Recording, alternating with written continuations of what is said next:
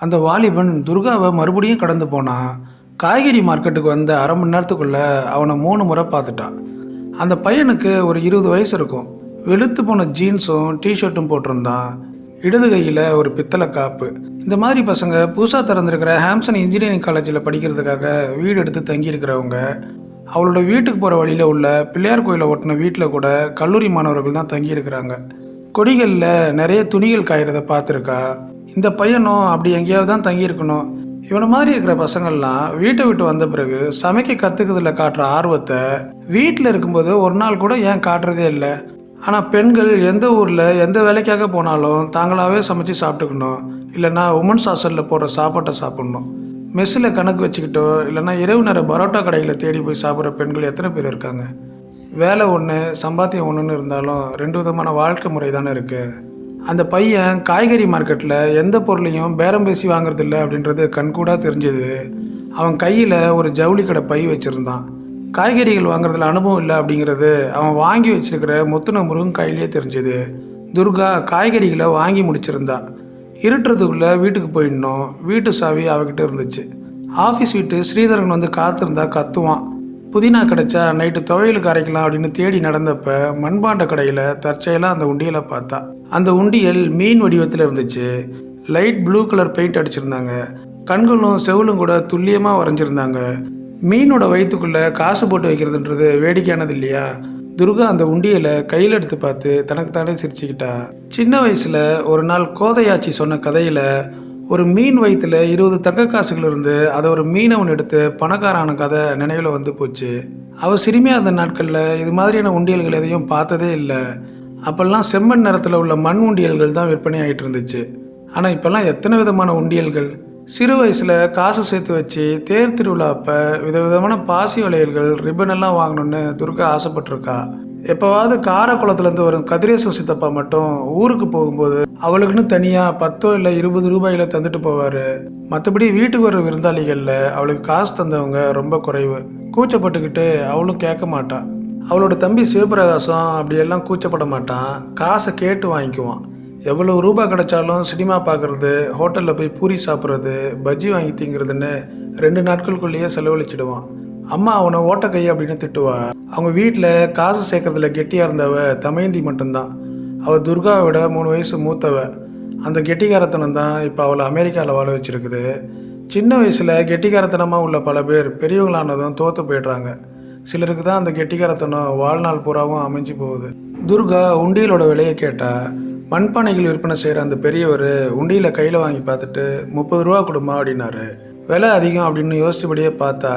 உண்டியில் வாங்கி கொடுமா, உன் மக சந்தோஷப்படுவா அப்படின்னு கடைக்காரர் சொன்னதும் அவளோட முகம் வாடி போச்சு. கல்யாணமாக்கி 11 வருஷங்கள் கடந்த பிறகும் அவளுக்கு குழந்தை இல்லை. அந்த வலி ஒவ்வொரு விளையாட்டு பொருளை பார்க்கும்போதும் அதிகமாச்சு. இதுக்காகவே டிவியில் குழந்தைகள் தொடர்பான விளம்பரங்கள் வர்றதை கூட பார்க்க மாட்டான். ஸ்ரீதரன் குழந்தை இல்லாததை பற்றி பேசுகிறத கூட விரும்புறதில்ல. 1-2 வருஷங்கள் 2 பேரும் மாற்றி மாற்றி சிகிச்சை எடுத்துக்கிட்டாங்க. ஆனாலும் கர்ப்பம் தரிக்கவே இல்லை. முடிவில் ஒரு நாள் ஸ்ரீதரன் சொன்னான், துர்கா, பிள்ளை பிறக்கிறப்ப பிறக்கட்டும், ஒரு வேளை பிறக்காமலே போயிட்டா நமக்கு கொடுத்து வச்சது அவ்வளோதான் நினச்சிக்குவோம். இப்படி ஒவ்வொரு டாக்டர்கிட்டையா போய் மருந்து மாத்திரை சாப்பிட்டு மாதக்கணக்கில் காத்துக்கிட்டு இருந்து ஏமாந்து போகிறது மனசு கஷ்டமாக இருக்குது. இதில் உன் தப்பு ஏன் தப்புன்னு எதுவுமே இல்லை, நமக்கு கொடுப்புன்னு இல்லை, அவ்வளவுதான். அதை கேட்டு துர்கா அழுதா. ஸ்ரீதரன் அவளை தேத்த முயற்சி பண்ணலை. நீண்ட அழுகைக்கு பிறகு அவன் சொன்னது தான் சரி அப்படின்னு அவளும் ஏற்றுக்கிட்டா. எப்போவாவது நடுராத்திரிக்கு பிறகு உறக்கம் பிடிக்காமல் இந்த நினைவு வரும்போது என்ன செய்யறதுன்னு தெரியாமல் முகத்தை பதிச்சுக்கிட்டு சத்தம் இல்லாமல் அழுவா. ஸ்ரீதரனுக்கும் அப்படி தான் இருக்கும். ஆனால் அவகிட்ட அதை காட்டிக்க மாட்டான். மண்பானை வைக்கிறவருக்கு அவளோட சொந்த வழி தெரியுமா என்ன? அவள் அந்த பெரியவரையே பார்த்துக்கிட்டு இருந்தா. அவளோட நினைப்பு சட்டுன்னு தாவி மாறுச்சு. பெண் பிள்ளைகள் மட்டும்தான் உண்டியல் வாங்கணுமா என்ன? பசங்கள்லாம் செலவழிக்க பிறந்தவங்க, பொண்ணுங்களாம் சேமிக்க பிறந்தவங்கன்னு யார் சொன்னது? இந்த உண்டியிலே வேணான்னு சொல்லிடலாமா அப்படின்னு நினச்சா. அவளோட முகசொலிப்பை புரிஞ்சுக்கிட்டு வர போல் 25 ரூபா கொடுமா போதும் அப்படின்னு உண்டியில் அவளுக்கு முன்னாடி நீட்டினாரு. வேணாம் இருக்கட்டும் அப்படின்னு மறுத்தபடி அவள் தன்னோட காய்கறி கூடையை தூக்கிக்கிட்டு கடையை விட்டு விலகி நடக்கிறது மாதிரி நகர்ந்தா. கடைக்கார பெரியவர் தன்னோட இருக்கையை விட்டு எழுந்து நின்று, ஏமா வேணாங்கிற, 15 ரூபாய்க்கு வேணா தரேன் வாங்கிக்கேன் அப்படின்னாரு. அவள் வாங்க வேணாம் அப்படிங்கிற நினைப்பில் 10 ரூபாய்க்கு தருவீங்களா அப்படின்னு கேட்டா. அவர் சில நொடிகள் தயக்கத்துக்கு பிறகு சரி கொடு அப்படின்னு உண்டியில் ஒரு காகிதத்தில் மடிக்க தொடங்கினார். இதில் காசு சேர்த்து வச்சு என்ன செய்கிறது? மாத சம்பளம் மொத்தமாக அவகிட்ட தானே இருக்குது. ஆனாலும் சேமிக்கிற காசுக்கு தனி மதிப்பு இருக்க தான் செய்யுது. பத்ரிநாத்துக்கு ஒரு முறையாவது போயிட்டு வரணும். அவ்வளவு பனியை நேரில் பார்த்ததே கிடையாது.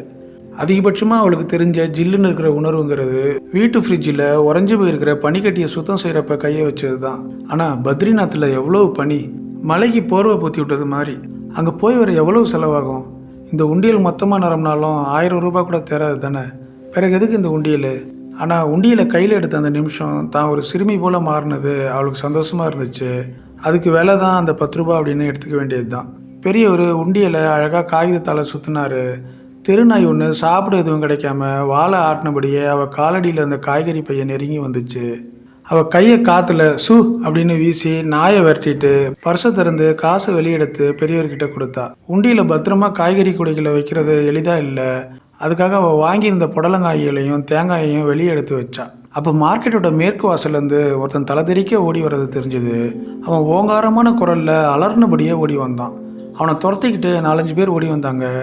பெரியவர் கடையை விட்டு எக்கி வெளியே பார்த்துட்டு பீதியான முகத்தோட மா ஓரமாக பின்னில்லுமா அப்படின்னு சொல்கிறதுக்குள்ளே ஓடி வந்தவன் வாழை மட்டும் சறுக்கி வெங்காய கூட முன்னாடி விழுந்தான்.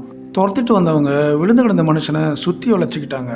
துர்கா தன்னோட வாழ்நாளில் முறையாக ஒரு மனுஷனை 5 பேர் சேர்ந்து அருவாளில் வெட்டுறத அப்போ தான் பார்த்தா. என்ன கோரம் இது! விழுந்து கிடந்தவன் எழுந்துக்கிறதுக்காக திமிரி திமிரி தவிச்சான். அவன் குரல் வலையில் ஒருத்தன் காலை வச்சு அழுத்த மற்றவங்க அவன் கழுத்தில், அடி வயிற்றுல, இடுப்பில் அப்படின்னு மாறி மாறி அருவாளில் வெட்டினாங்க. மரண ஓலமும் ரத்தம் ஒழுக துடிக்கிற உடலுமா அந்த மனுஷனை அப்படியே போட்டுட்டு வெட்டினவங்கெல்லாம் ஓடி போயிட்டானுங்க. துர்காவுக்கு படபடப்பாக வந்துச்சு.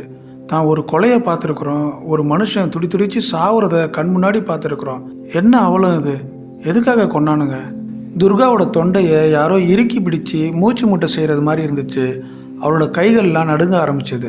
அடி வைத்த கை கொண்டு பிசைகிறது மாதிரி இருந்துச்சு. அங்கேருந்து ஓடினோம் அப்படின்னு மனசு பதைக்க ஆரம்பிச்சது. கடையில் இருந்த பெரியவரை கூட காணோம்.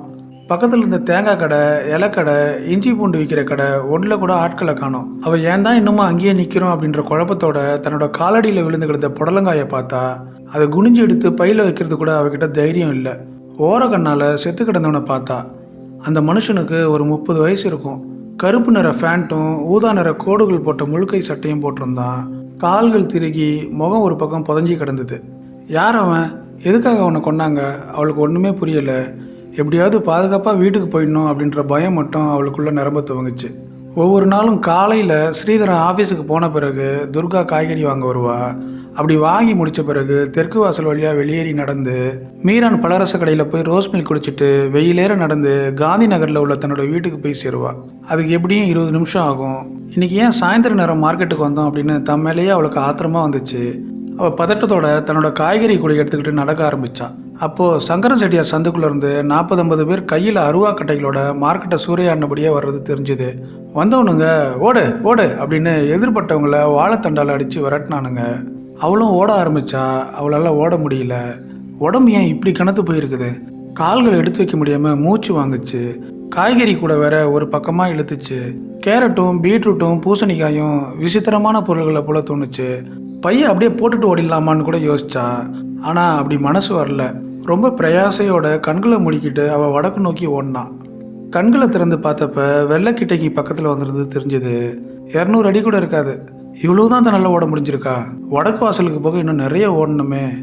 ஏன் உடம்பு ஒத்துழைக்க மறுக்குது? அவள் பையன் இழுத்துக்கிட்டு வேகமாக நடக்க ஆரம்பித்தா. ஜீன்ஸ் போட்டிருந்த அந்த பையன் தற்செயலாக கண்ணில் பட்டான். அவன் இன்னொரு பக்கமாக போயிட்டு இருக்கிறது தெரிஞ்சது. அவனை கூப்பிடலாமா அப்படின்னு யோசிக்கிறதுக்குள்ள அந்த பையன் வேற பக்கமாக திரும்பி போயிட்டான். துர்கா ஓட முடியாமல் ஓடிக்கிட்டு இருந்தா. யாரோ பின்னால் துரத்திக்கிட்டு வந்து அவளை அமுக்கி பிடிச்சிறது மாதிரி உணர்ந்தா. குதிகால் வலிக்க ஆரம்பிச்சது. கெண்டைக்கால் சதையெல்லாம் இறுகி போச்சு. துர்கா 10ஆம் வகுப்பு படிக்கிற வரைக்கும் பள்ளி மைதானத்தில் ஓடி இருக்கிறா. அதுக்கு பிறகு எம்எஸ்சி படித்து முடிக்கிற வரைக்கும் ஓடினதான் ஞாபகமே இல்லை. ஒரே ஒரு முறை மதுரையில் ராமேஸ்வரம் ரயிலை பிடிக்கிறதுக்காக பிளாட்ஃபாரத்தில் ஓடி இருக்கிறா. அதுவே நெஞ்சு அடைக்கிறது மாதிரி வந்து ரயிலில் அன்றைக்கி ராத்திரி சாப்பிட கூட முடியாமல் போச்சு.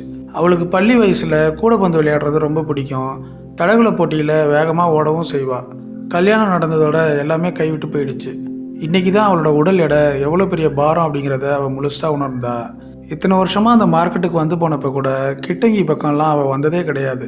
ஒரே புகையில நாத்தமாக இருந்துச்சு. அது சுருட்டு புகையிலையும் பீடி கம்பெனிகளோட கடையும் உள்ள பகுதி.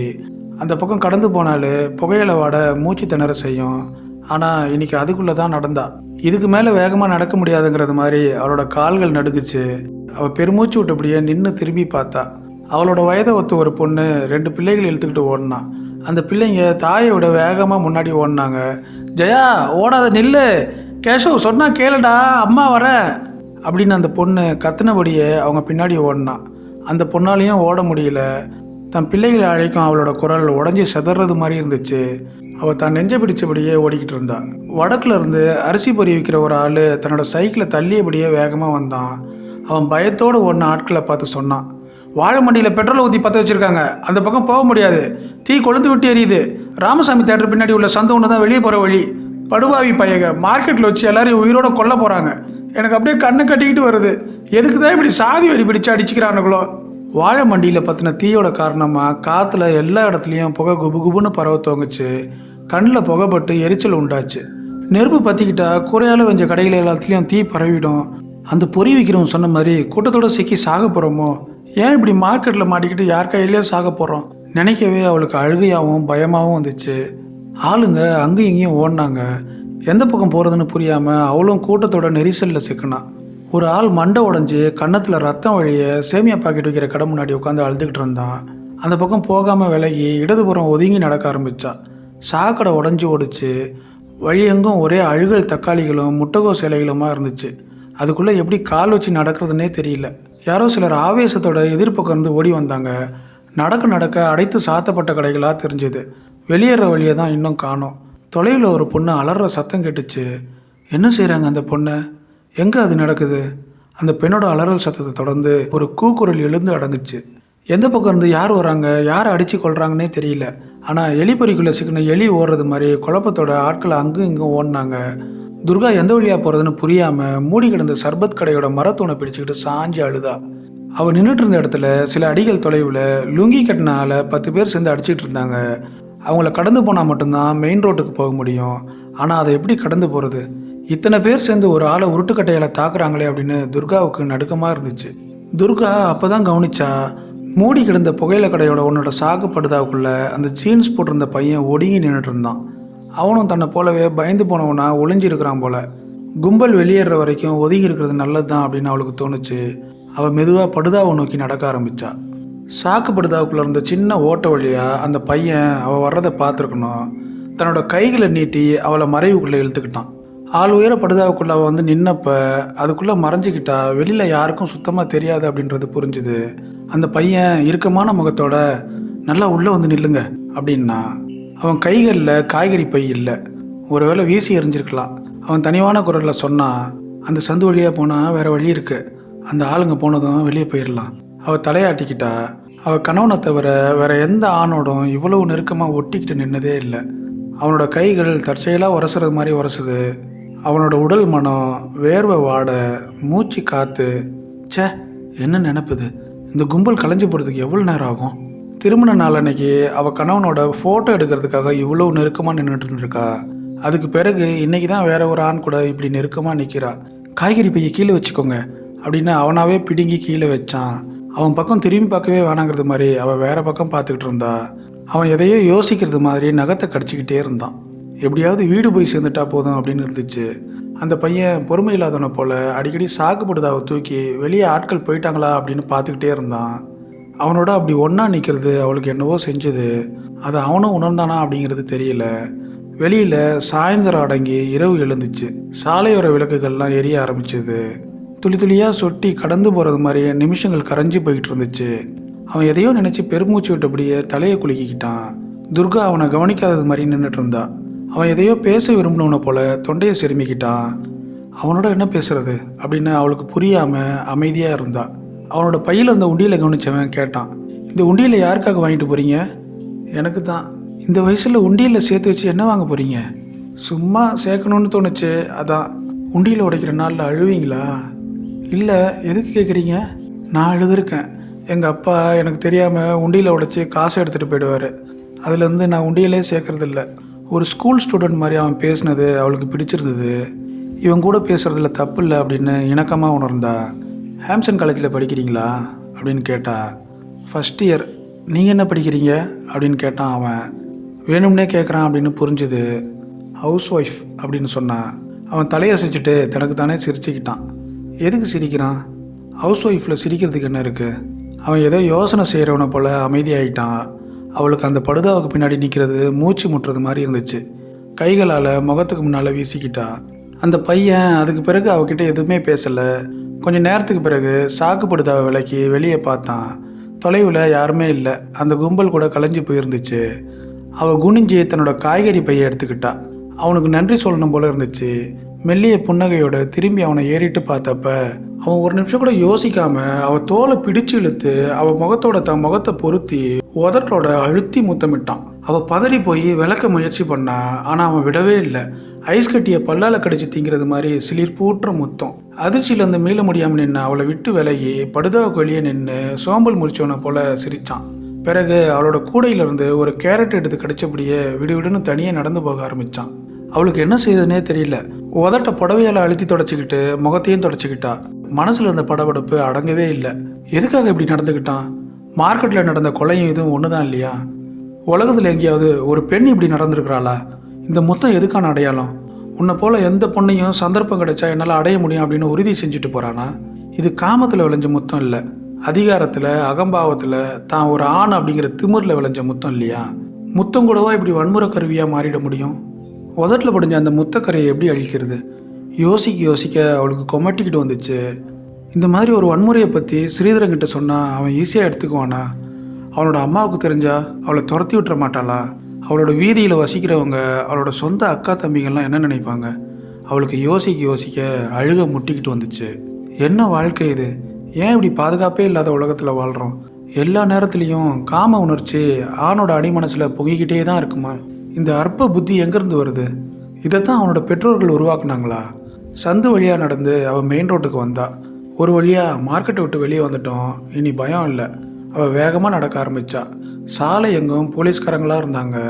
வீட்டை நோக்கி நடக்க ஆரம்பித்தா. கலவரம் காரணமாக சாலைகள்லாம் விரிச்சோடி கிடந்துச்சு.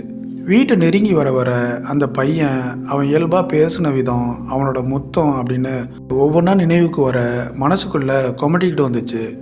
வீட்டை நெருங்கும்போது சாவியை எங்கே வச்சேன் அப்படின்னு கூடையில் கைவிட்டு பார்த்தா கூடைக்குள்ளே உண்டியில் வைக்கும்போது சாவியை வெளியே எடுத்து வச்ச ஞாபகம் வந்துச்சு. எல்லாம் இந்த உண்டியல் சனியினால் வந்துச்சு.